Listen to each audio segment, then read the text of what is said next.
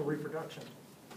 So what these guys will do is there's extra pieces of chromosome material that they trade back and forth, like baseball cards.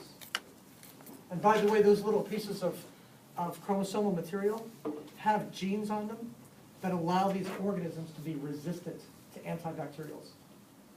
Okay? So that's what this is for. This is so that they can trade genetic material back and forth. At some point, I'm going to show you a roadmap of how one organism is going to emerge with the entire deck of cards, and it's going to be resistant to, let's fill in the blank, Antibacterial. everything. Everything. All of the antibacterials. Okay, so, I have to talk about the flagella in a little bit more detail.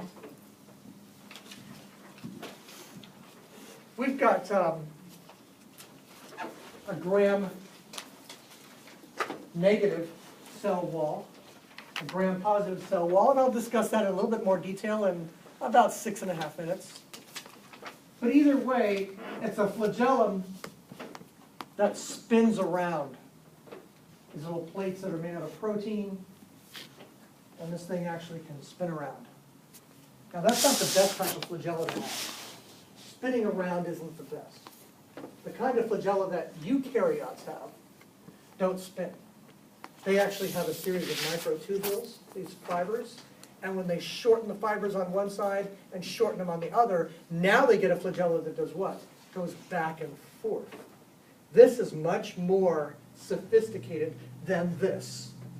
Because if your flagellum, which these guys don't have a flagellum that goes back and forth, if you have a flagellum that goes back and forth, then you can do what? Splashing. Steer. Okay, steering is kind of important. Okay? I know when you look at the freeways, it doesn't seem that's the case. These guys can't really steer. They can only either give it the gas or not give it the gas. That's not very sophisticated. There's a,